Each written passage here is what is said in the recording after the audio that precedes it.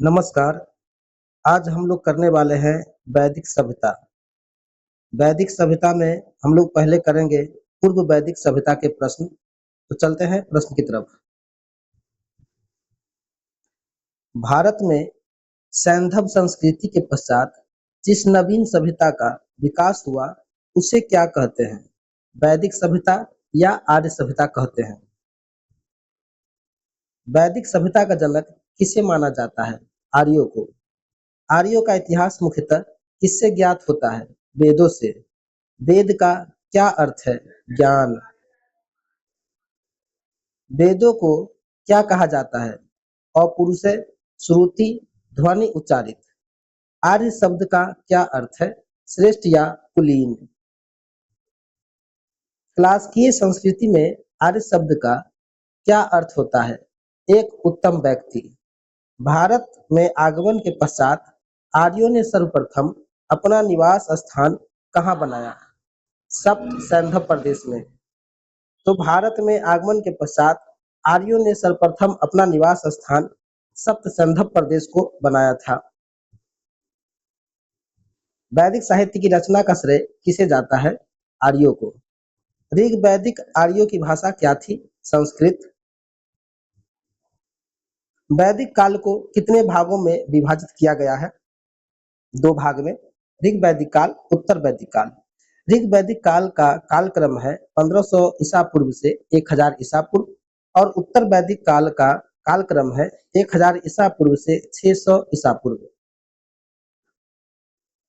आर्यों के मूल निवास के संदर्भ में विद्वानों के मत। आर्यों का मूल निवास और विद्वान के द्वारा कहा गया। आर्य मध्य एशिया से आया, मैक्स मूलर ने कहा। आर्य तिब्बत से आए, स्वामी दयानंद सरस्वती ने कहा। आर्य जर्मनी से आया, हर्ट एवं पेनका ने कहा। हंगरी से आर्य आए, गाइल्स ने कहा। उत्तरी ध्रुव से आए, यह बाल गंगाधर तिलक ने कहा। दक्षिणी रूस से आए, यह गार्डन चाइल्ड ने कहा।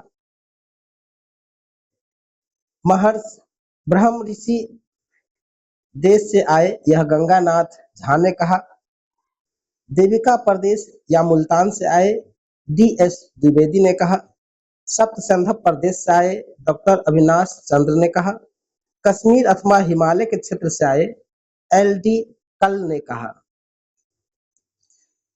ऋग्वेद। ऋग्वेद से संबंधित ग्रंथ। तो ऋग्वेद से संबंधित ग्रंथ है ब्राह्मण ग्रंथ, आरण्यक, उपनिषद। ब्राह्मण ग्रंथ में अत्रेय ब्राह्मण और कौशितकी ब्राह्मण को शामिल किया जाता है।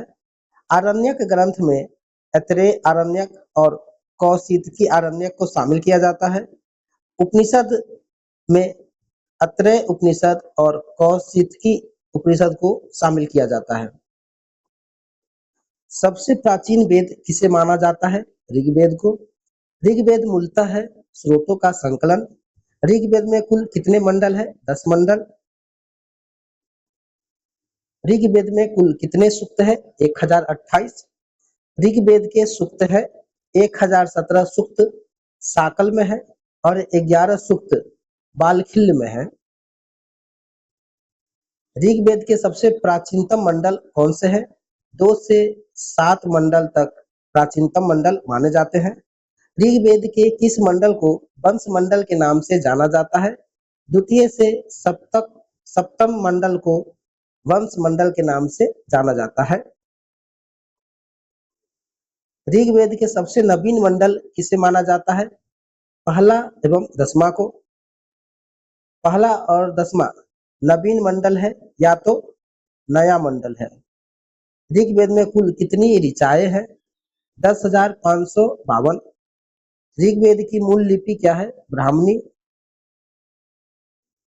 ऋग्वेद आर्यों के पंचजनों में कौन कौन शामिल थे? तो ऋग्वेद आर्यों के पंचजन में यदु, द्रुह, यु, पुरु, अनु और तुवर्ष शामिल थे। ऋग्वैदिक भारतों ने अधिवास किस क्षेत्र में बनाया था? सरस्वती घाटी क्षेत्र या सप्त सैंधव क्षेत्र प्रदेश में? ऋग्वेद के किस मंडल का प्रथम सूक्त किस देवता से प्रारंभ होता है? तो ऋग्वेद के प्रथम सूक्त और देवता से प्रारंभ होता है वह है अग्नि से। ऋग्वेद ऋग्वेद के मंडल और उनके रचयिता। ऋग्वेद के मंडल रचयिता। प्रथम मंडल के रचयिता मधुस्मदा मेघातिथि है। द्वितीय मंडल के रचयिता गृत्समद है। तृतीय मंडल के रचयिता विश्वामित्र है। चतुर्थ मंडल के रचयिता वामदेव है। पंचम मंडल के रचयिता अत्रि है। छठा मंडल के रचयिता भारद्वाज है। सातवां मंडल के रचयिता वशिष्ठ है। आठवां मंडल के रचयिता कण्व एवं अंगिरस है। नौवां मंडल के रचयिता सोमदेवता और अन्य ऋषि है। 10वां मंडल के रचयिता विमदा, शची, इंद्र व अन्य है। आर्यों की प्रशासनिक इकाई का क्रम। तो आर्यों के प्रशासनिक इकाई में कुल या परिवार होते थे। तो परिवार का मुखिया या गृहपति होता था। ग्राम का मुखिया ग्रामीण कहलाता था। विश्व का मुखिया विश्वपति कहलाता था। तो विश्व का मुखिया विश्वपति कहलाता था। जन का मुखिया जनपति कहलाता था और राष्ट्र का राजा कहलाता था। ऋग्वैदिक काल का प्रशासनिक क्रम किस प्रकार का था? राजा, पुरोहित, विश्वपति, ग्रामीण और कुलुक, ये इनके श्रेणी थे, प्रशासनिक श्रेणी ऋग्वैदिक काल के। ऋग्वैदिक कालीन कबीलों के प्रमुख को क्या कहा जाता था? गोप या जनस्य गोपा या राजा कहते थे। राजा के निर्वाचन से संबंधित सूक्त किस वेद में पाए जाते हैं? ऋग्वेद में। ऋग्वैदिक काल में राजा के पदाधिकारियों में प्रमुख कौन होता था? पुरोहित। पूर्व वैदिक काल में राजा पर नियंत्रण कौन रखता था? सभा और समिति। ऋग्वैदिक कालीन आर्यों का ग्राम सामान्यतः इंगित करता था स्वजनों के एक समूह को। ऋग्वैदिक काल में कौन सी जनतांत्रिक संस्थाएं थी? तो जनतांत्रिक संस्थाएं थी सभा, समिति, गण और विधित। वैदिक युग की सर्वाधिक प्राचीन संस्था कौन थी? विधित थी। युद्ध के लिए ऋग्वेद में किस शब्द का प्रयोग किया गया? गविष्ठ का। ऋग्वेद कालीन सभा और समिति के संदर्भ में सही कथन है।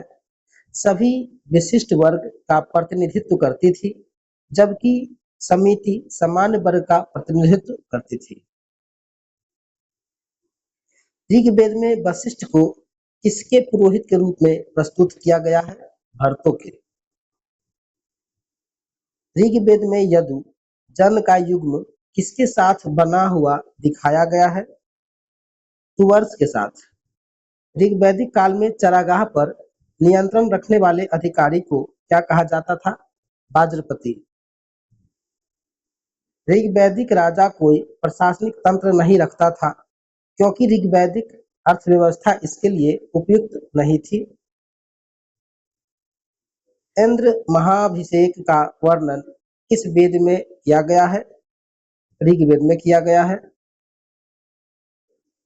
राजा सुदास जिसके विषय में ऋग्वेद में वर्णन किया गया है वह किस जन से संबंध रखते थे? त्रिस्तु से। ऋग्वेद में उल्लेखित प्रसिद्ध 10 राजाओं का युद्ध किस नदी तट पर लड़ा गया? पुरुषनी या रावी नदी तट पर 10 राजाओं का युद्ध लड़ा गया था। ऋग्वैदिक काल में सेना का स्वरूप कैसा था? कोई नियमित या अस्थायी सेना नहीं थी। ऋग वैदिक काल में राजा युद्ध के दौरान कबायली टोलियों को सेना के रूप में शामिल कर लेता था। ब्रात, गण, ग्राम और सर्ध को सुदास के विरुद्ध ऋग्वेद में वर्णित 10 राजाओं का युद्ध किसके नेतृत्व में लड़ा गया? विश्वामित्र के नेतृत्व में। अत्रेय ब्राह्मण ऋग्वेद में वर्णित शासन व्यवस्था।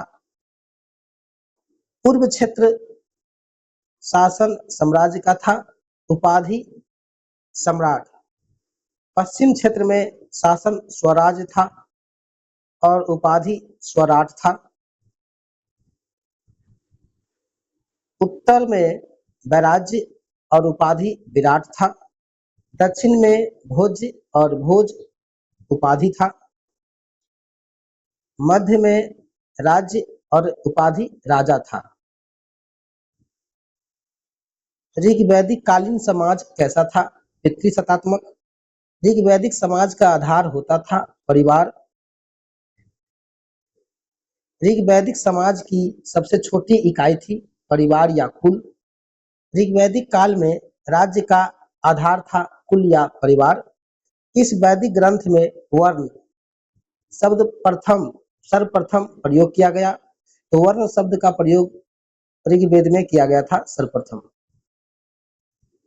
ऋग्वेद में पंचजन किसके घोतक थे? आर्यों की 5 जनजातियों की। गोत्र शब्द का सर्वप्रथम प्रयोग किस वेद में हुआ? ऋग्वेद में। ऋग्वेद में स्त्रियों से संबंधित उल्लेखित सत्य कथन है। कन्याओं को अपना पति चुनने की पूर्ण स्वतंत्रता थी। वैदिक युग में बाल विवाह प्रचलित नहीं था। स्त्री यज्ञों, सभा, समितियों की बैठक में भाग लेती थी। वे युद्धों में सक्रिय रूप से भाग लेती थी। ऋग्वेद में आजीवन अविवाहित रहने वाली स्त्री को कहा गया अमाजु। ऋग्वेद में अन्य व्रत शब्द किस संदर्भ में प्रयुक्त हुआ? दस्यु के लिए।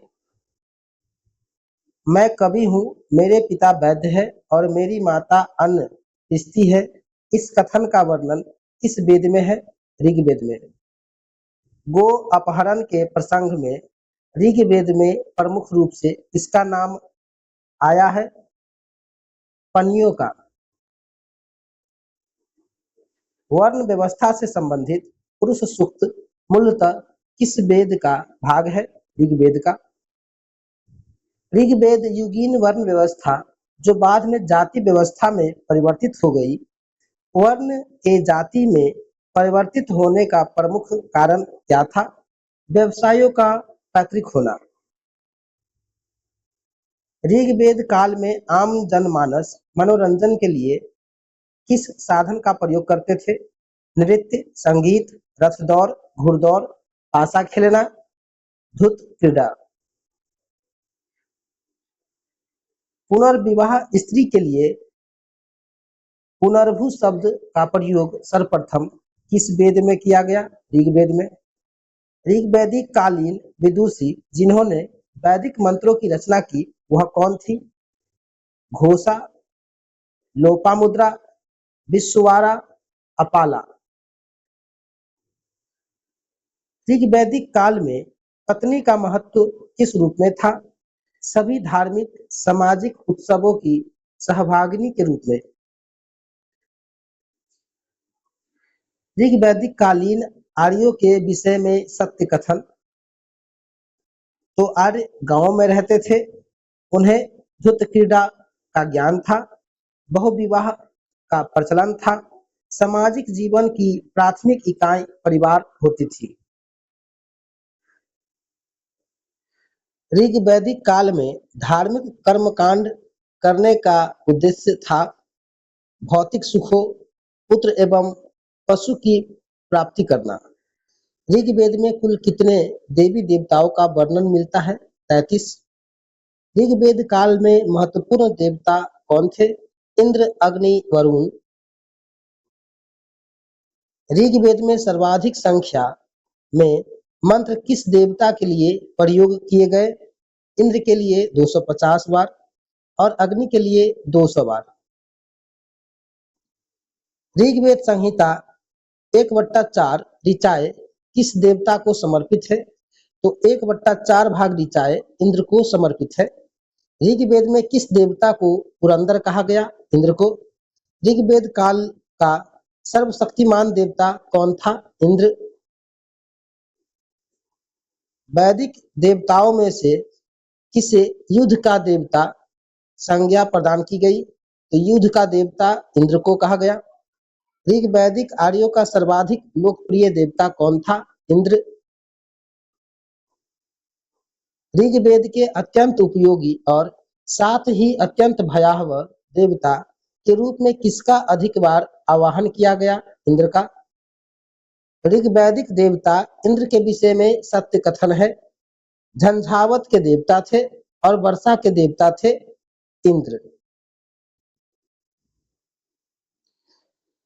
ऋग्वैदिक काल में लोग इंद्र का आवाहन किस लिए करते थे? भौतिक सुख एवं विजय के लिए। ऋग्वैदिक देवता इंद्र के विषय में सत्य कथन। उसे भोज एवं सोमरस पान प्रिय थे। वह पुरों को नष्ट करने वाला था। सर्वाधिक सूक्त उसे ही संबोधित है।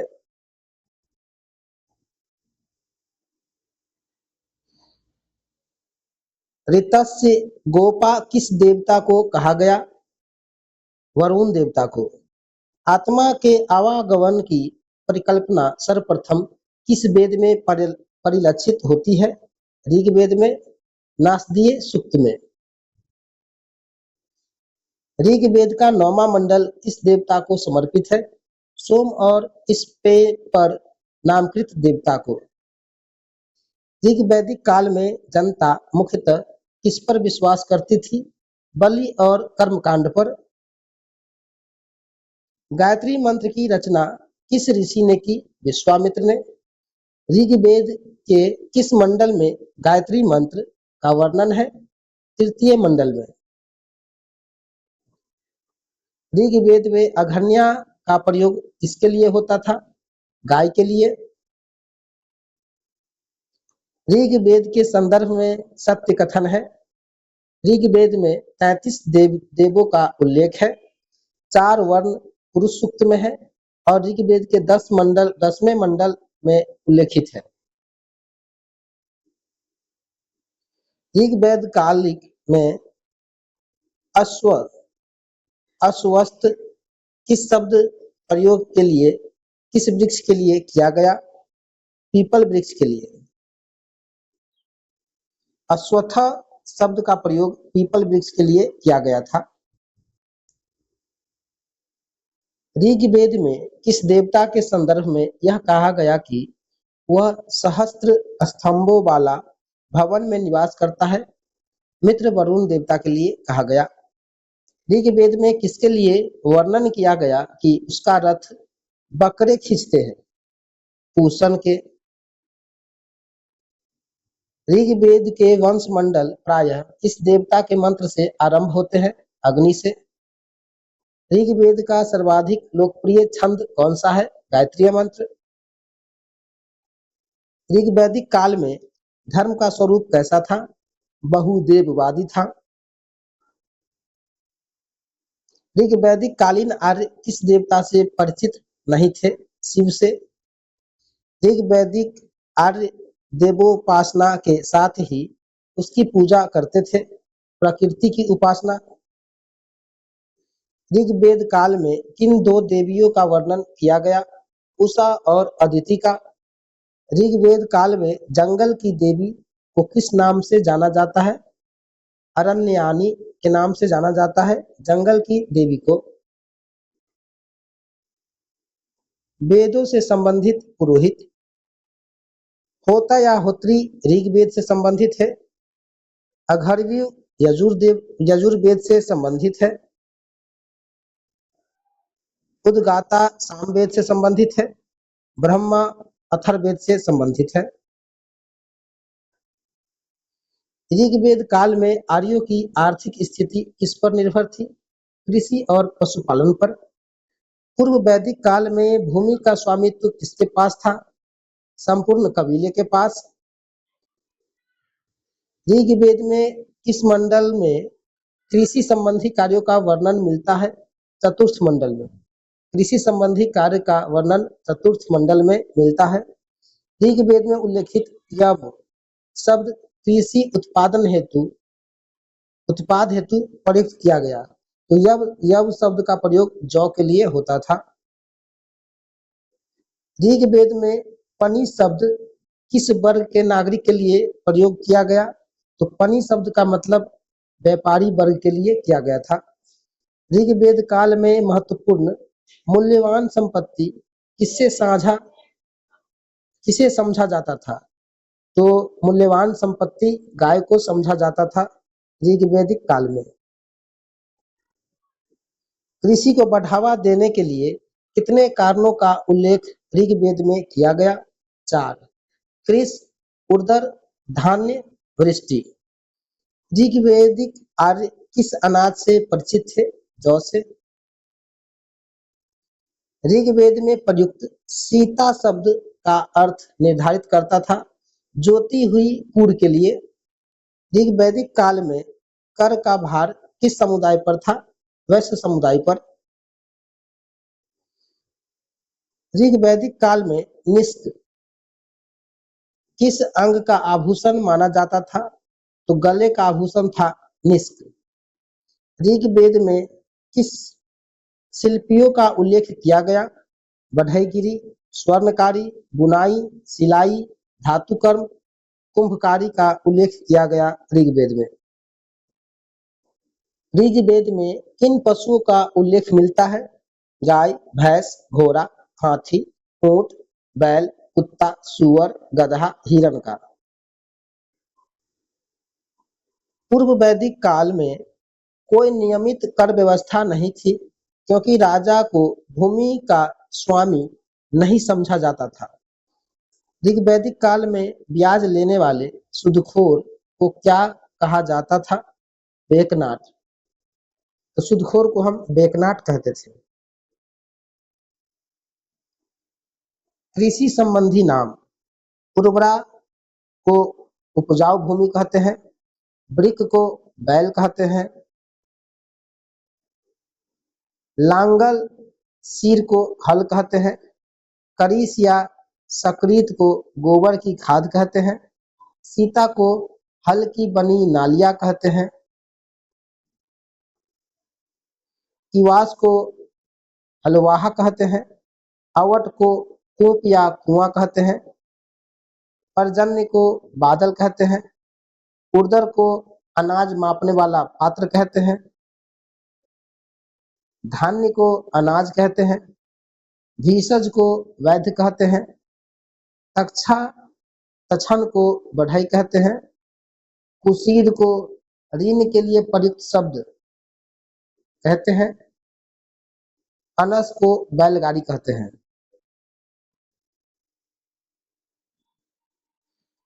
ऋग्वैदिक आर्यों की सबसे पवित्र नदी कौन थी? सरस्वती। इस नदी को ऋग्वेद में माते मातेत्मा, देवीत्मा, नदीत्मा संबोधित किया गया। तो सरस्वती नदी को मातेत्मा, नदीत्मा और देवीत्मा कहा गया। ऋग्वेद में किस नदी का सर्वाधिक बार उल्लेख किया गया? सिंधु नदी का। ऋग्वेद में यमुना एवं गंगा नदी का कितनी बार उल्लेख किया गया? यमुना का 3 बार, गंगा का 1 बार उल्लेख है ऋग्वेद में। ऋग्वेद में नदी स्तुति सूक्त में किन 2 नदियों के बीच वैदिक नदी सरस्वती की स्थिति का बोध होता है? यमुना एवं शतुद्री के बीच। गंगा एवं यमुना का सर्वप्रथम उल्लेख किस वेद में किया गया? ऋग्वेद में। ऋग्वेद में नदी सूक्त का वर्णन किस मंडल में किया गया? 10वें मंडल में। ऋग्वेद में किन नदियों का उल्लेख अफगानिस्तान के साथ आर्यों के संबंध की सूचक है? कुंभा काबुल नदी, क्रुमु कुर्रम नदी, गोमती गोमल और सुबास्तु स्वात नदी। ये सभी आर्यों के संबंध में सूचक है। ऋग्वेद में शतुद्री शब्द का प्रयोग किसके लिए किया गया? सतलज के लिए। ऋग्वेद के नदी सूक्त में कुल कितनी नदियों का वर्णन मिलता है? 21 नदियों का। ऋग्वेद में सूक्तों के संदर्भ में सत्य कथन है। उनमें हिमवंत और मुजवंत का उल्लेख है। उनमें उल्लिखित अधिकांश नदियां यमुना एवं गंगा से पश्चिम के क्षेत्र में बहती है।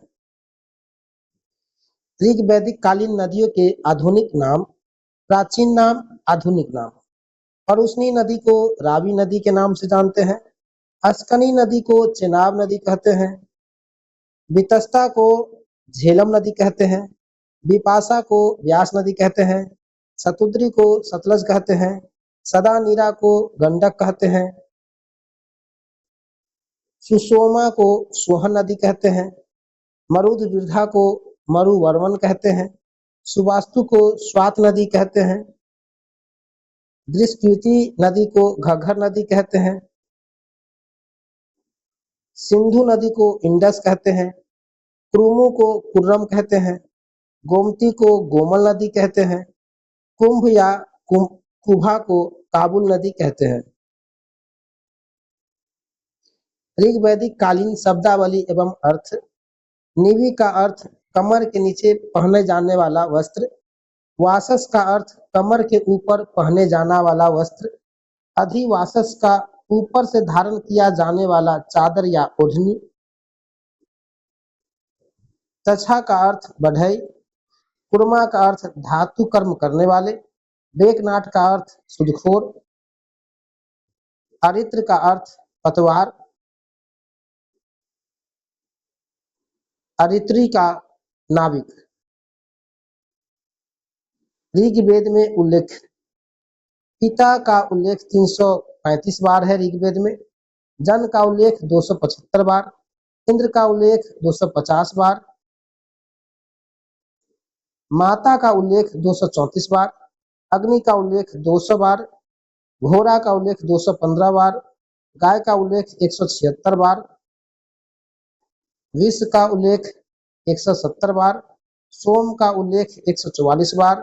बुध का उल्लेख 122 बार है। विष्णु का उल्लेख 100 बार। ब्रज या गौशाला का उल्लेख 45 बार। कृषि का उल्लेख 33 बार। आर्य का उल्लेख 36 बार। गण का उल्लेख 46 बार। वरुण का उल्लेख 30 बार। राष्ट्र का उल्लेख 10 बार। समिति का उल्लेख 9 बार। सभा का उल्लेख 8 बार। यमुना का उल्लेख 3 बार। गंगा का उल्लेख 1 बार। राजा का उल्लेख 1 बार। पृथ्वी का उल्लेख 1 बार।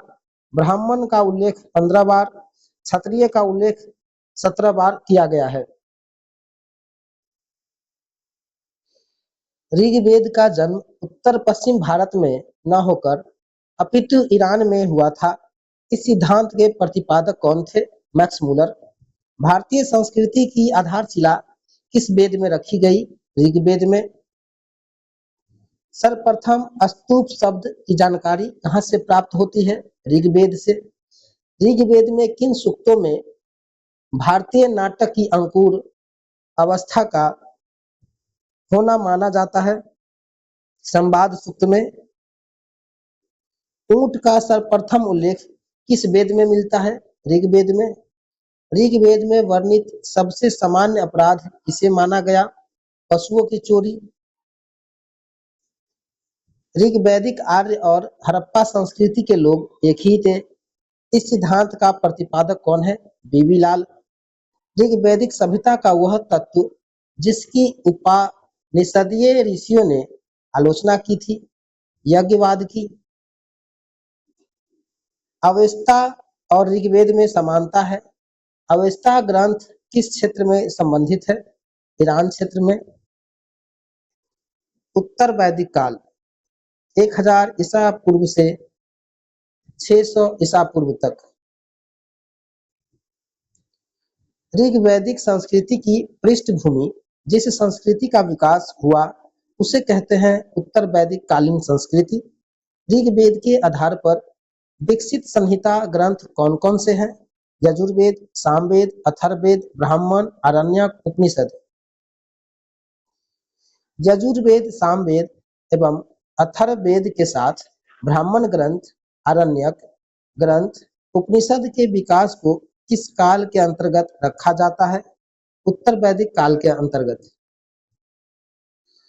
उत्तर वैदिक काल में वैदिक सभ्यता का प्रसार सप्तसैंधव से आगे बढ़कर कहाँ तक हो गया? गंगा यमुना दोआब के उत्तरी भाग तक। शतपथ ब्राह्मण से ज्ञात होता है कि उत्तर वैदिक काल में सभ्यता का प्रसार हुआ, पूर्व में गंडक नदी तक। उत्तर वैदिक काल में किस प्रकार के मृदभांडों का प्रयोग किया गया? चित्रित धूसर मृदभांड का। उत्तर वैदिक साहित्य में त्रिककूद, क्रौंच, मैनाक पर्वतों का उल्लेख मिलता है जो पड़ते हैं पूर्वी हिमालय में। अथर्ववेद में मगध के निवासियों को कहा गया वरात्य।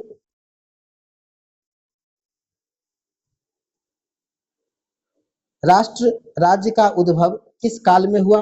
उत्तर वैदिक काल में। राजा की दैवीय उत्पत्ति का सिद्धांत सर्वप्रथम कहाँ दिखाई पड़ता है? उत्तर वैदिक काल, अत्रेय ब्राह्मण में। उत्तर वैदिक काल में राजतंत्रात्मक शासन व्यवस्था किस पर आधारित थी? वंशानुगत राजतंत्र पर। उत्तर वैदिक काल में उत्तर वैदिक काल में राजा की क्या उपाधि धारण करने लगे थे? तो राजा उपाधि धारण करते थे सम्राट, एकराट, अधिराज का। उत्तर वैदिक काल में राजा अपनी शक्ति विस्तार हेतु किन यज्ञों का आयोजन करता था? राजसूय यज्ञ, अश्वमेध यज्ञ और वाजपेयी यज्ञ। उत्तर वैदिक काल में किन दो प्रांतीय प्राधिकारी के नाम मिलते हैं? अस्थपति और सतपति।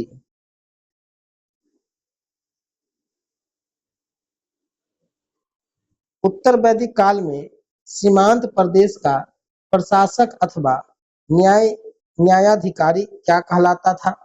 अस्थपति। वैदिक काल में 100 ग्रामों के समूह का अधिकारी क्या कहलाता था? सतपति।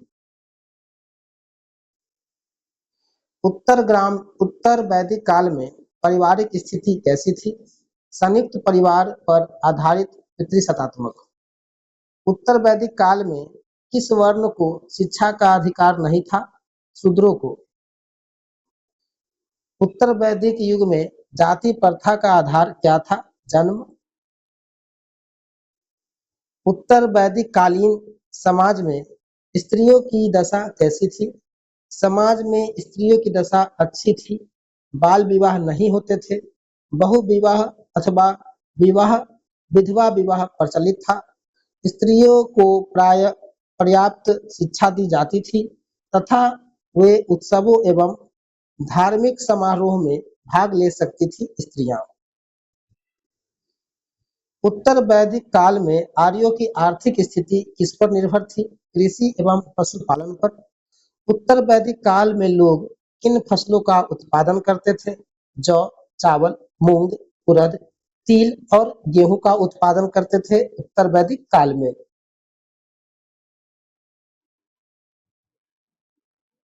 उत्तर वैदिक काल में व्यापार वाणिज्य की दशा कैसी थी?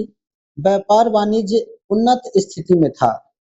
उत्तर वैदिक काल में उधार देने वाले के लिए किस शब्द का उल्लेख मिलता है? कुशीदीन शब्द का उल्लेख मिलता है।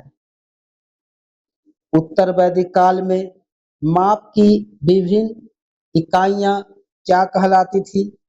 तो उत्तर वैदिक काल में माप की विभिन्न इकाइयां निष्क, शतमान, पाद, कृष्णल कहलाता था।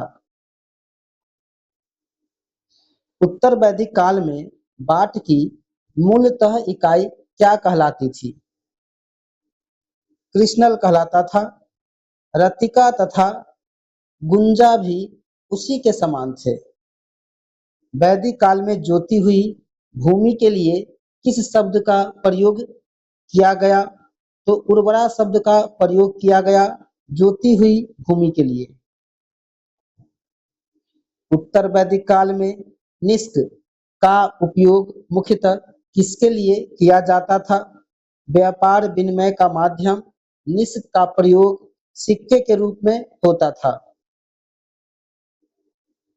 उत्तर वैदिक काल के व्यापारियों की सूची: स्वर्णकार, रथकार, चर्मकार, जुलाहे, रज्जुकार, रजक, मछुए, लुहार, नायक, नर्तक, सूत, व्याध, गोप,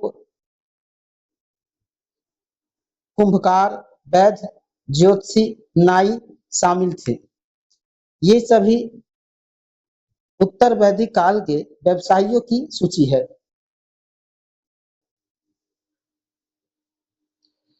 वैदिक काल में देवताओं के पुरोहित किसे माना जाता था? तो बृहस्पति को माना जाता था देवताओं का पुरोहित। वैदिक धर्म के विषय में सत्य कथन है। वैदिक मंत्र विविध देवों की स्तुति गान करते हैं और साथ ही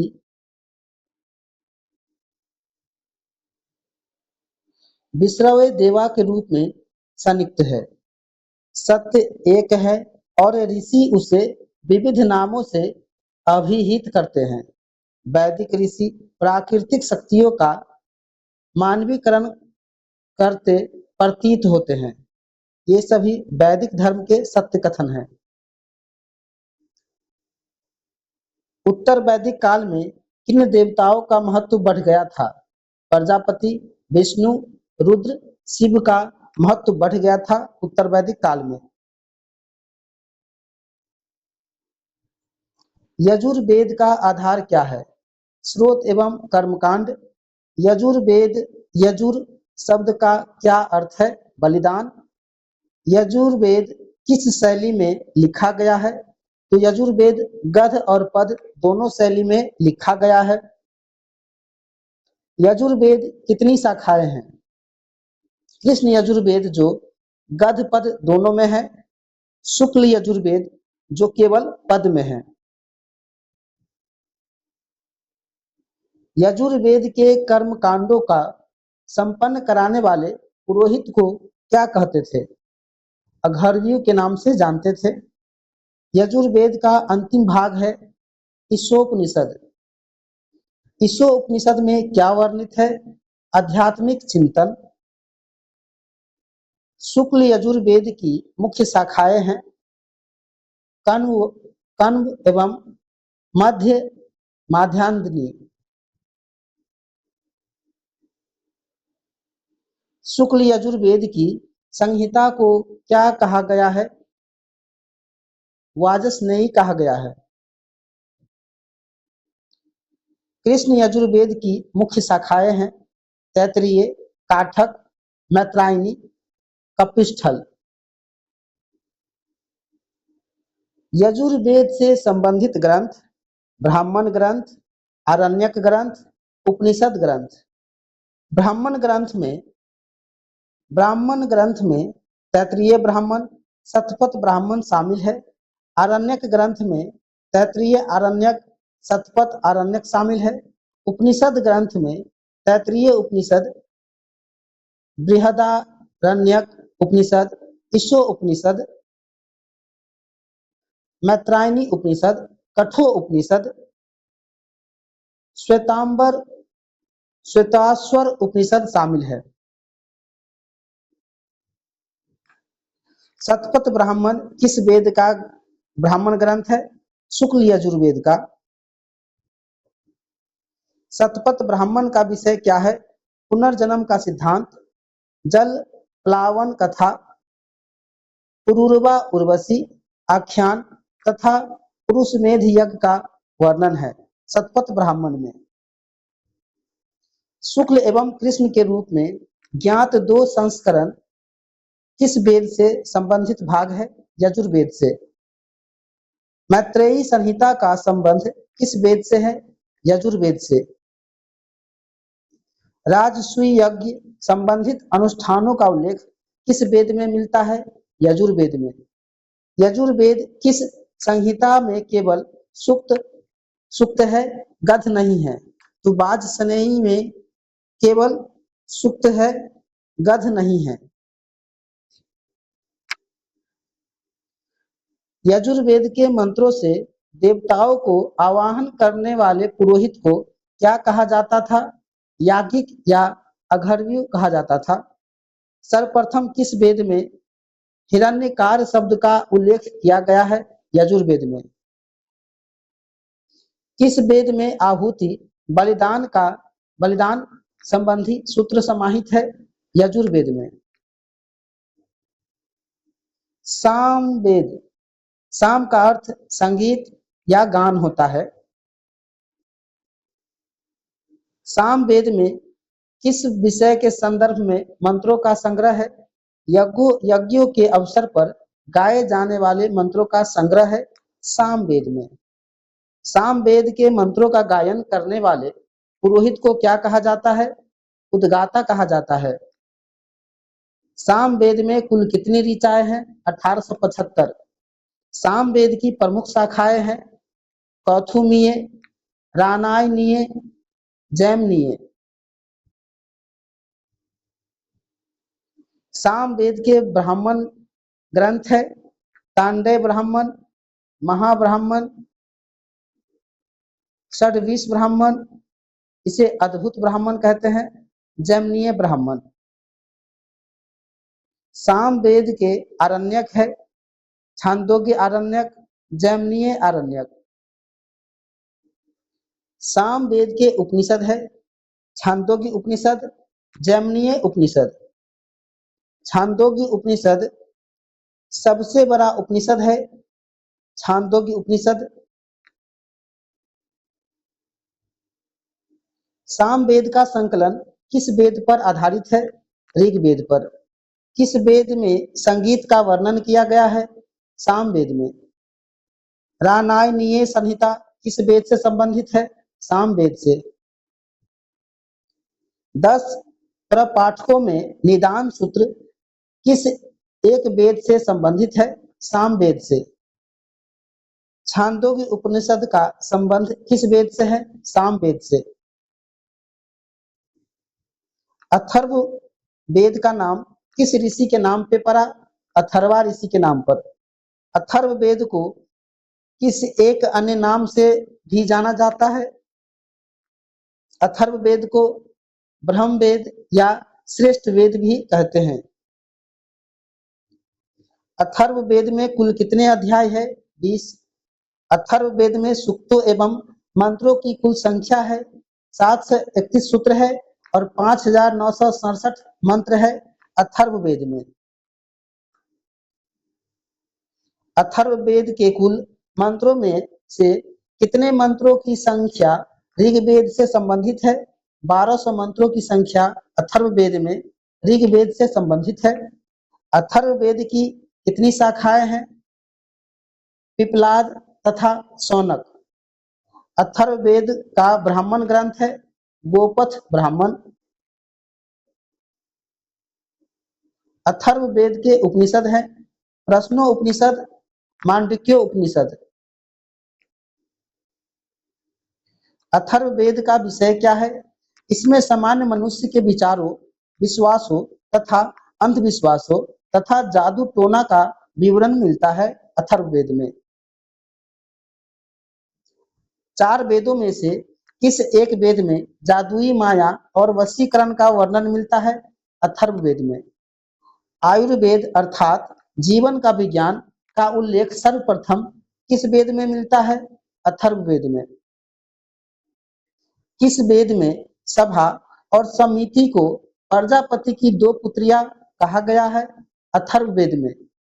युद्ध का प्रारंभ मनुष्यों के मस्तिष्क में होता है किस ग्रंथ में उल्लेखित है? अथर्व वेद में। अथर्व वेद में वर्णित प्रथम कृषि वैज्ञानिक कौन था? पृथुवैन्य था। अयोध्या का सर्वप्रथम उल्लेख किस वेद में मिलता है? अथर्व वेद में। अंग राज्य का वर्णन सर्वप्रथम कहाँ किया गया? अथर्ववेद में। किस वेद में बीमारियों के उपचार संबंधी विषयों का वर्णन किया गया? अथर्ववेद में। इतिहास शब्द का उल्लेख किस वेद में किया गया? अथर्ववेद में। वैदिक काल में सर्वप्रथम गोत्र शब्द का प्रयोग कुल के अर्थ में प्रयोग किस वेद में किया गया? अथर्ववेद में। राजा परीक्षित का वर्णन सर्वप्रथम कहाँ हुआ है? अथर्ववेद में। औषधि वनस्पतियों के विषय में सूचना किस वेद में मिलती है? अथर्ववेद में।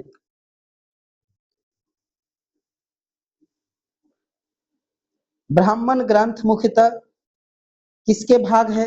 वेदों के। ब्राह्मण ग्रंथ किस शैली में रचित किए गए हैं? गद्य में। ब्राह्मण ग्रंथ के विषय मूलतः क्या है?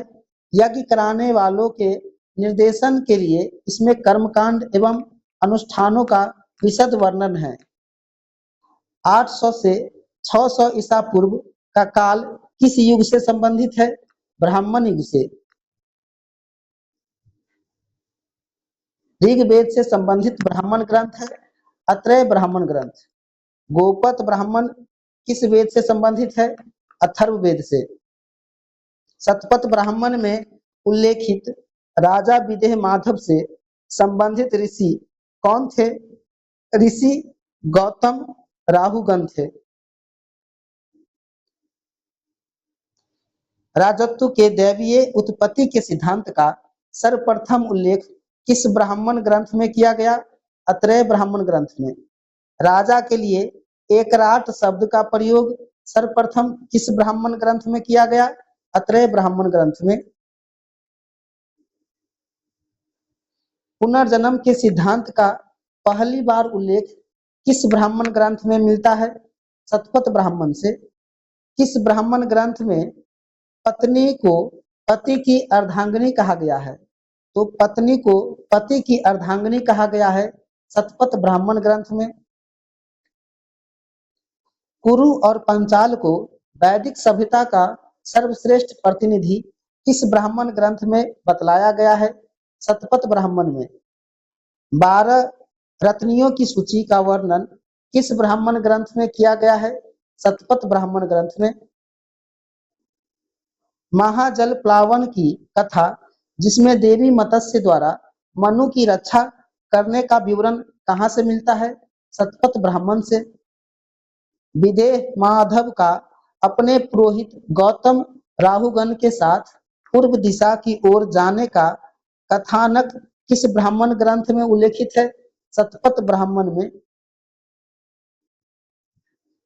समुद्र पर्यंत पृथ्वी के शासक को एकराट किस ब्राह्मण ग्रंथ में कहा गया? अत्रय ब्राह्मण ग्रंथ में। शतपथ ब्राह्मण में किस विषय के संदर्भ में विस्तार से वर्णन किया गया? धार्मिक कर्मकांड का। शतपथ ब्राह्मण का संबंध किस वेद से है? यजुर्वेद से। वैश्य का लक्ष्य दूसरे को बलि देने वाला, अनन्य बलिकृत और दूसरे के द्वारा भोज्य या उपभोग में आने वाला अन्य साध बताया गया है शतपथ ब्राह्मण में। कौशितकी ब्राह्मण किस संहिता का ब्राह्मण ग्रंथ है? ऋग्वेद का। अत्रय ब्राह्मण के अनुसार कहाँ के शासक सम्राट की उपाधि धारण करते थे? प्राच्य के शासक।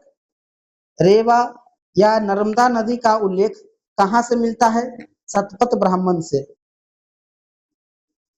किस ब्राह्मण ग्रंथ को उसकी विशालता के कारण महाब्राह्मण भी कहा जाता है? तांडव ब्राह्मण को महाब्राह्मण भी कहा जाता है। किस ब्राह्मण ग्रंथ को अद्भुत ब्राह्मण भी कहा जाता है? षड्विश ब्राह्मण को अद्भुत ब्राह्मण भी कहा जाता है। पुरुषमेध यज्ञ का उल्लेख किस ब्राह्मण ग्रंथ में किया गया? शतपथ ब्राह्मण ग्रंथ में। ब्राह्मण क्या है? आरण्यक के साथ संलग्न व्याख्या जो दर्शन संबंधी प्रश्नों से संबंध है। ब्राह्मण राजा पर आश्रित है और उनके पार्श्व में नीचे की ओर पीठासीन है, परंतु वह राजा से श्रेष्ठ है। यह उल्लेख किस ग्रंथ में किया गया? अत्रेय ब्राह्मण में। समुद्र का वर्णन किस ब्राह्मण ग्रंथ में किया गया? अत्रेय ब्राह्मण ग्रंथ में। शतपथ ब्राह्मण में उल्लेखित 12 रत्नी। पुरोहित राजा का प्रमुख सलाहकार होता था। सेनानी सेना का प्रमुख होता था। ग्रामनी ग्राम का मुखिया होता था। महिषी मुख्य रानी या पटरानी होती थी। सूत रथ सेना का नायक। संग्रहिता कोषाध्यक्ष को कहते थे। भागधूक कर संग्रहकर्ता या अर्थ मंत्री को कहा जाता था। अछावाप पासे के खेल में राजा का सहयोगी एवं आय व्यय का गणना अध्यक्ष था। पालागल विदूषक होते थे। छता प्रतिहारी द्वारिक होते थे। गोबी कर्तन जंगल विभाग का प्रधान गवाह अध्यक्ष होते थे। युवराज राजकुमार को कहते थे। उपनिषद का शाब्दिक अर्थ क्या होता है? समीप बैठना या गुरु के समीप बैठना। उपनिषद वेदों के अंतिम भाग होते हैं, इसलिए इन्हें कहा जाता है वेदांत कहा जाता है उपनिषद के अंतिम भाग को। उपनिषद की विषय वस्तु क्या है? सत्य की खोज। उपनिषद दर्शन का प्रमुख संबंध है ब्रह्म ज्ञान से। उपनिषद की कुल कितनी संख्या है? 108। कुल 108 उपनिषद में से कितने उपनिषद को विशेष महत्व प्राप्त है? 12 उपनिषद को विशेष महत्व प्राप्त है। उपनिषद के संदर्भ में सत्य कथन है। उपनिषदों का संकलन पुराणों से पहले किया गया था। उपनिषद पुनर्जन्म में विश्वास रखते हैं। उपनिषदों में शिक्षाप्रद कथाओं एवं वार्तालापों का समावेश है। ब्रह्मा का आविर्भाव एक परम सत्ता के रूप में कब हुआ? उपनिषद काल में। उपनिषदों में दर्शन शास्त्र के किस पक्ष पर सबसे अधिक जोर दिया गया? ज्ञान पर। सत्यकाम जाबाल की कथा जो अनब्याही मां होने के लालछन को चुनौती देती है उल्लेखित है छांदोग्य उपनिषद में। एक मेवा द्वितीयम ब्रह्म सूक्त किस उपनिषद में उल्लेखित है? छांदोग्य उपनिषद में। उद्दालक आरुणि और उसके पुत्र श्वेत केतु के बीच ब्रह्मा एवं आत्मा की अभिन्नता के विषय में प्रसिद्ध वार्तालाप का वर्णन किस उपनिषद में मिलता है? छांदोग्य उपनिषद में। किस उपनिषद में देवकी पुत्र कृष्ण को घोर अंगिरस के शिष्य के रूप में उल्लेखित किया गया? छांदोग्य उपनिषद में। उपनिषदों में से सबसे पुराना उपनिषद कौन सा है? छांदोग्य उपनिषद। किस ग्रंथ को इतिहास पुराण का पंचम वेद कहा गया? छांदोग्य उपनिषद को। मोक्ष शब्द सर्वप्रथम चर्चा किस उपनिषद में की गई? श्वेताश्वर उपनिषद में मोक्ष शब्द की चर्चा सर्वप्रथम की गई। किस उपनिषद का शाब्दिक अर्थ सफेद घोड़ा है? श्वेताश्वर उपनिषद का शाब्दिक अर्थ सफेद घोड़ा होता है। कौन सा उपनिषद रुद्र देवता को समर्पित है? श्वेताश्वर उपनिषद। तमसो मां ज्योतिर्गमय शब्द का वर्णन किस उपनिषद में किया गया है? बृहदारण्यक उपनिषद में। याज्ञवल्क्य एवं मैत्रेयी के दार्शनिक संवाद किस उपनिषद में वर्णित है? बृहदारण्यक उपनिषद में। जनक और याज्ञवल्क्य कथानक का वर्णन किस उपनिषद में मिलता है? बृहदारण्यक उपनिषद में। कौन सा उपनिषद गद्य में लिखा गया है? बृहदारण्यक उपनिषद। बृहदारण्यक उपनिषद में अजातशत्रु को कहाँ का राजा बताया गया है? काशी का। कौन सा उपनिषद सबसे बड़ा है? बृहदारण्यक उपनिषद। सत्यमेव जयते किस उपनिषद से लिया गया? मुंडको उपनिषद से। किस उपनिषद में यज्ञ की तुलना टूटी फूटी नौका से की गई? मुंडक उपनिषद को। उपनिषदों में सबसे छोटा उपनिषद कौन सा है? मांडुक्य उपनिषद। अध्यात्म ज्ञान के विषय में नचिकेता यम का संवाद किस उपनिषद में है? कठोर उपनिषद में। किस उपनिषद में मृत्यु संबंधी चर्चा है? कठोर उपनिषद में। किस उपनिषद में वसुधैव कुटुंबकम शब्द का उल्लेख किया गया है? महा उपनिषद में। निष्काम कर्म सिद्धांत का सर्वप्रथम उल्लेख किस उपनिषद में हुआ? ईशो उपनिषद में। किस उपनिषद में ऋषि पिपलाद और 6 ऋषि का संवाद संकलित है? प्रश्नों उपनिषद में। उपनिषदों के समय वह विदुषी महिला कौन थी जो दार्शनिकों की सभा में उच्च ज्ञान पर संभाषण करती थी? गार्गी थी। बृहदारण्यक उपनिषद में जनक की सभा में याज्ञवल्क्य से दार्शनिक संवाद करते हुए किस विदुषी का वर्णन है? गार्गी का। उपनिषद युग का राजा अश्वपति कहाँ का शासक था? कैकेय का। अद्वैत दर्शन का प्रतिपादन किस ग्रंथ से मिलता है? उपनिषद से। उपनिषद काल के वे राजा जो ब्रह्म ज्ञान अध्यात्म चिंतन से जुड़े थे। विदेह के जनक, कैकेय के अश्वपति, काशी के अजातशत्रु, पंचाल के प्रवहन जावाली।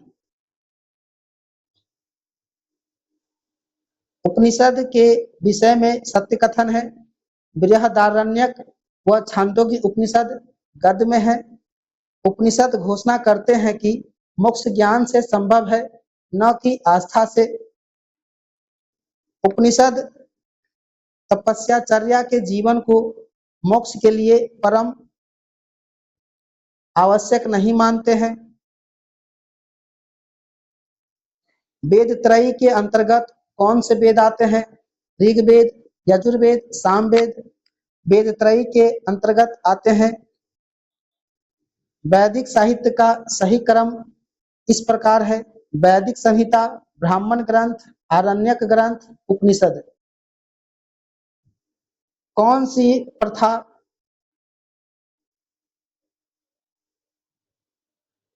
चतुष्टय वेदोत्तर काल में प्रचलित हुई? धर्म, अर्थ, काम, मोक्ष, ब्रह्मचर्य, गृहस्थाश्रम, वानप्रस्थ, संन्यास। ये सभी प्रथा चतुष्टय वेदोत्तर काल में प्रचलित हुई। भारतीय संस्कृति के अंतर्गत रीत का अर्थ है प्राकृतिक नियम। धर्म तथा रीत भारत की प्राचीन वैदिक सभ्यता के एक केंद्रीय विचार को चित्रित करते हैं। धर्म व्यक्ति के दायित्व एवं स्वयं तथा दूसरों के प्रति व्यक्तिगत कर्तव्यों की संकल्पना था। रीत मूलतः नैतिक विधान था जो सृष्टि और उसमें अंतर्निहित सारे तत्व के क्रियाकलापों को संचालित करता था।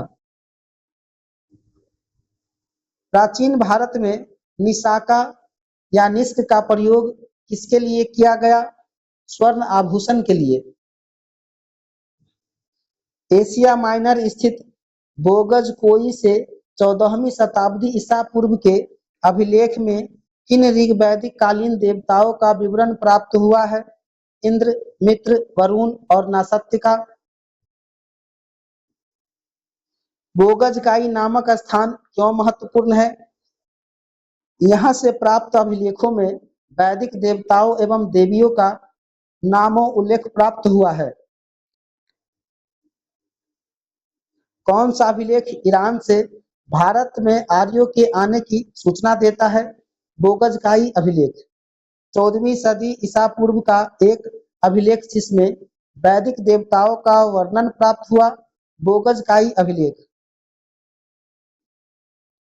अभिलेखों का कालक्रम इस प्रकार है: बोगजगाई अभिलेख, डेरियस का बेहिस्तून अभिलेख, डेरियस का पार्सिपोलिस अभिलेख, डेरियस का नक्शे रुस्तम अभिलेख। हिंदू पौराणिक कथा के अनुसार समुद्र मंथन हेतु किस सर्प ने स्वयं को रस्सी के रूप में प्रस्तुत किया? वासुकी। वैदिक काल में किस जानवर को अघन्या कहा गया? गाय को। अवेस्ता और ऋग्वेद में समानता है। अवेस्ता किस क्षेत्र में संबंधित पुस्तक है? ईरान से। जीविकापार्जन हेतु वेद वेदांग पढ़ने वाला अध्यापक को क्या कहा जाता है? उपाध्याय। सुश्रुत संहिता का मूल पाठ वस्तुतः किससे संबंधित था? शल्य चिकित्सा से। बाघभट्ट की अष्टा अष्टांग हृदय पुस्तक किस विषय से संबंधित है? आयुर्वेद से। गुजरात में संस्कृत तथा प्राकृत भाषा में रचित लेखा पद्धति का विषय क्या था? विभिन्न प्रकार के कानूनी दस्तावेजों के मॉडल। पुराणों की रचना किसने की? लोमहर्ष ऋषि तथा उसके पुत्र उग्रश्रवा ने की। पुराणों की कुल कितनी संख्या है? 18। किस पुराण को उनके रचनाकारों ने पुरातन इतिहास कहा? मत्स्य एवं वायु पुराण को कहा। सर्ग, प्रतिसर्ग, वंश, मनवंतर और वंशानुचरित किसके संकेतक है? पुराणों के। श्रीमद्भगवत गीता मूलतः किस भाषा में लिखी गई? संस्कृत में। महाभारत मूलतः किस रूप में जानी जाती है? जय संहिता के रूप में। The Arctic home in the Vedas, आर्यों के आदि देश नामक पुस्तक की रचना किसने की? बाल गंगाधर तिलक ने। नारायण के साथ विष्णु के तादात्म्य का प्राचीनतम उल्लेख किस ग्रंथ में मिलता है? महाभारत से। वैदिक सूर्य देवता को अन्य किस नाम से जाना जाता है? सावित्री, विश्वकर्मा, सविता के नाम से। अवतारवाद की चर्चा किस ग्रंथ में की गई? भगवत गीता में। हारोपीय भाषा का प्राचीनतम अभिलेख प्रमाण कहाँ से प्राप्त हुआ? तो भारोपीय भाषा का प्राचीनतम अभिलेख इराक से प्राप्त हुआ। भारत के किस स्थान में भोजपत्र, भारत की बहुप्रचलित लेखन सामग्री, प्राचीनतम साक्ष्य पाया गया? श्रृंगबेरपुर में।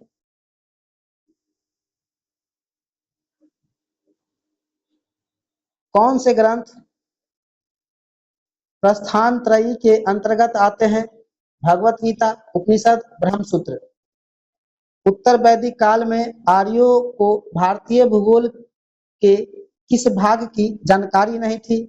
कृष्णा नदी घाटी तथा दक्षिण भारत की जानकारी नहीं थी। उत्तर वैदिक कालीन किस विचारक ने वेदों की महिमा का खंडन किया? कत्स ने। प्राचीन भारत में जो विधवा पुनर्विवाह कर लेती थी उसे कहा जाता था पुनर्भू।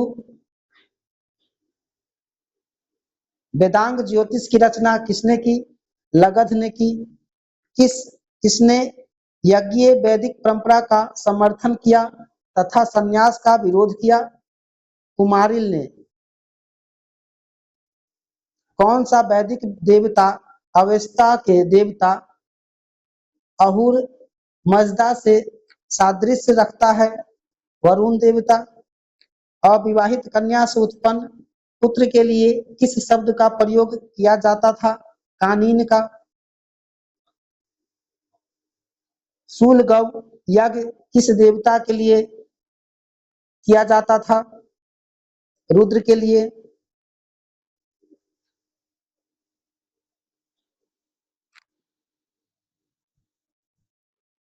वैदिक देवता प्रजापति के किन अवतारों का प्राचीन साहित्य में वर्णन किया है? वराह, नरिशिंग रूप में। उत्तर वैदिक काल में पालागल से तात्पर्य क्या था? संदेशवाहक। कौन सा एक वैदिक अनुष्ठान उन लोगों को जो ब्राह्मण वर्ग के बाहर थे इसमें प्रविष्ट करने के लिए किया जाता था? वरातात्य स्तोम।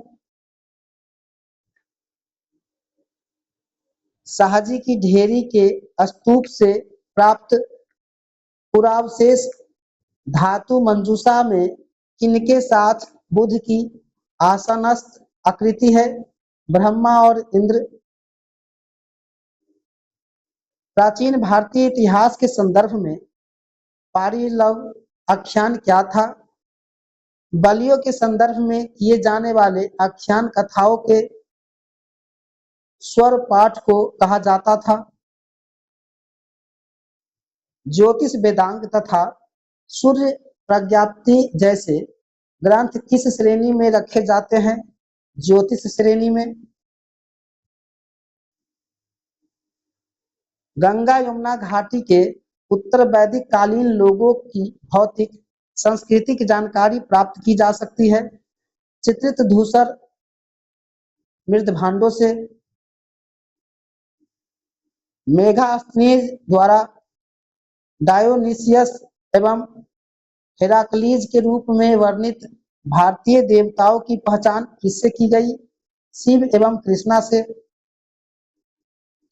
उत्तर वैदिक काल में महत्व प्राप्त किए प्रजापति देवता में कौन से पूर्ववर्ती देवता समाहित हो गए? विश्वकर्मा, हिरण्यगर्भ। हिरण्यगर्भ। सूर्य ने यम से कहा, यम ने हरि से कहा, इस कथन का उल्लेख किस ग्रंथ में मिलता है?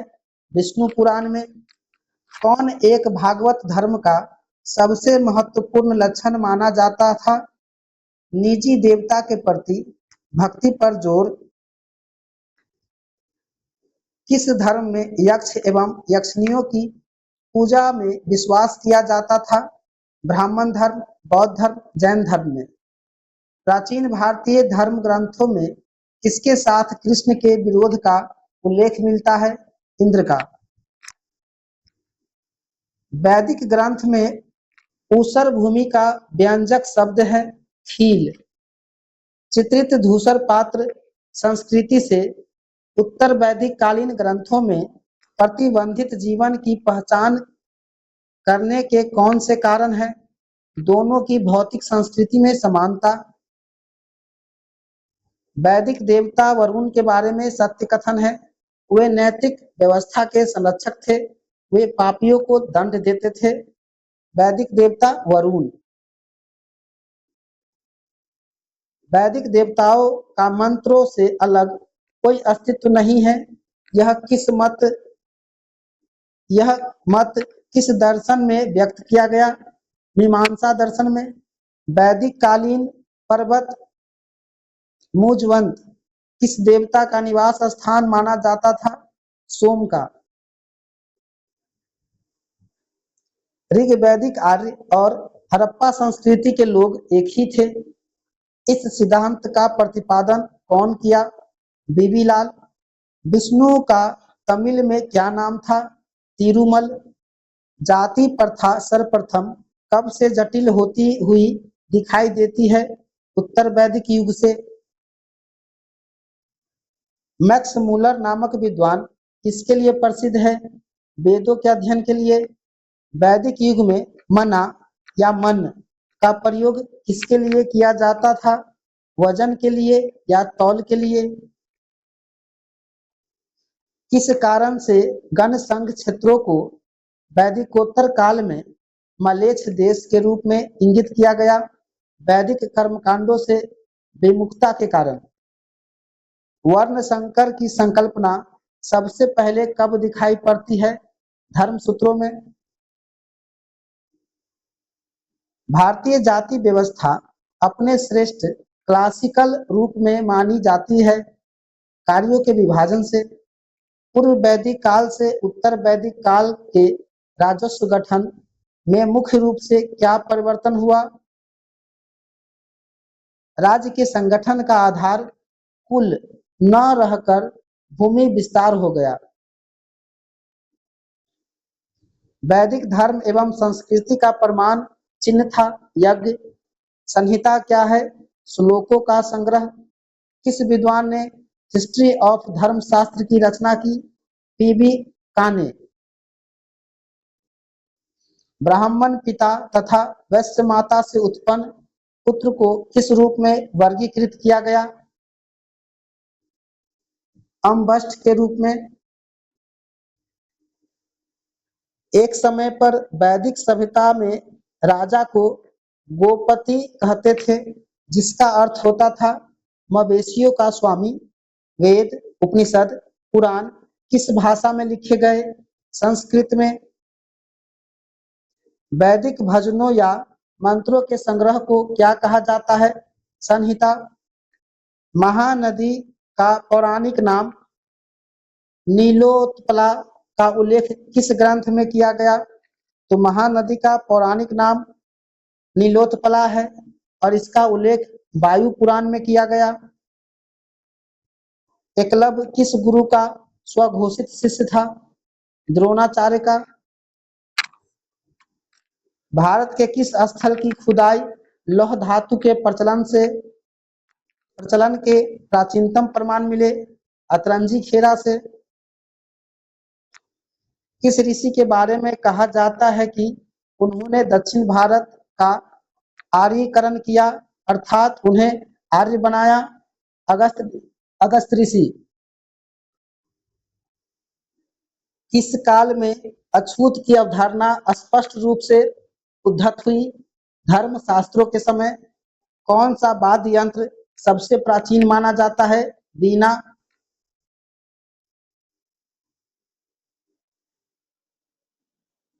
कौन सी जनजाति ऋग्वैदिक आर्यों के पंचजन से संबंधित नहीं थी? कीकट वैदिक आर्यों के पंचजन से संबंधित नहीं थी। किसे भारत का प्रथम विधि निर्माता माना गया? मनु को।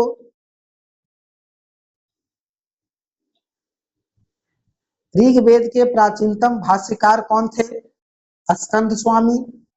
गौतम एवं बौधायन के अनुसार वैदिकोत्तर काल में वार्षिक ब्याज दर क्या थी? 15%। उत्तर वैदिक कालीन पांचाल राज्य का प्रसिद्ध दार्शनिक नरेश कौन था? प्रवाहन जवाली। नियोग प्रथा को किस धर्म सूत्रकार ने अनुचित बताया? बौधायन ने।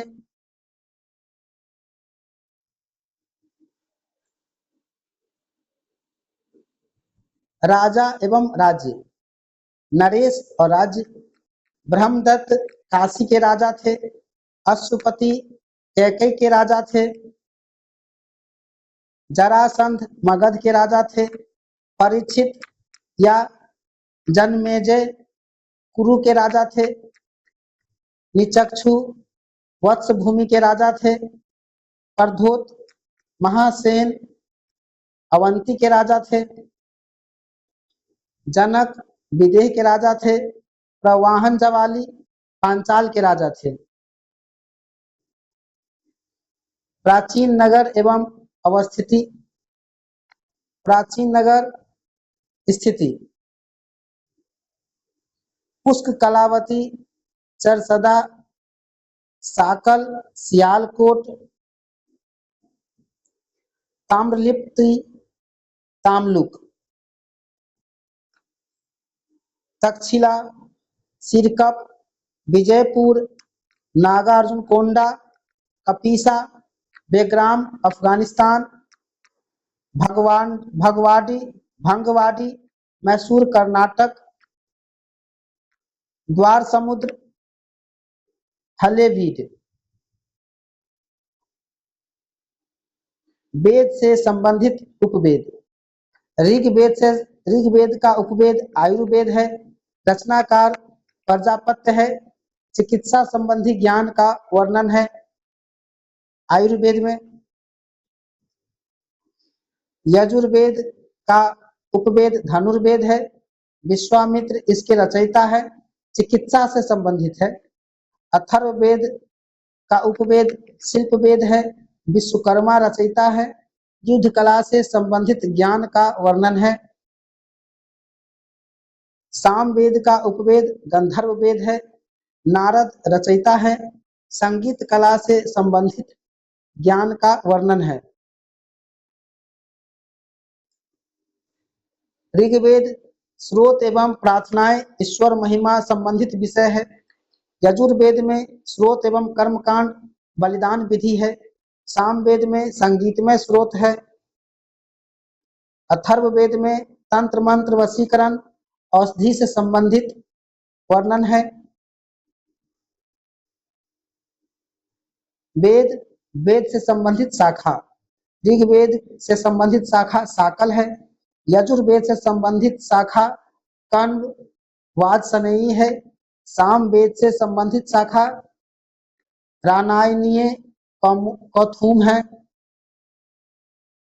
अथर्ववेद से संबंधित शाखा पिप्पलाद शौनक है। प्रमुख यज्ञ अश्वमेध यज्ञ सर्वाधिक महत्वपूर्ण यज्ञ। इसमें राजा द्वारा साम्राज्य की सीमा वृद्धि के लिए घोड़े को स्वतंत्र छोड़ दिया जाता था। राजसूय यज्ञ इस यज्ञ का आयोजन राजा के राज्याभिषेक के समय किया जाता था। वाजपेय यज्ञ इसमें राजा अपनी शक्ति के प्रदर्शन के लिए रथ दौड़ का आयोजन करता था। अग्निष्ठोम यज्ञ पापों के क्षय और स्वर्ग की ओर ले जाने वाली नाव के रूप में वर्णित है। 17 यज्ञ इस यज्ञ में पशु एवं सूरा की आहुति दी जाती थी। पुरुष मेध यज्ञ राजनीतिक वर्चस्व के लिए स्वस्थ तथा विद्वान पुरुष की बलि दी जाती थी। इसमें 5 प्राणियों की बलि दिए जाने का प्रावधान था। हमारा चैप्टर वैदिक सभ्यता यहीं समाप्त होता है। मिलते हैं नेक्स्ट चैप्टर में। धन्यवाद। जय हिंद।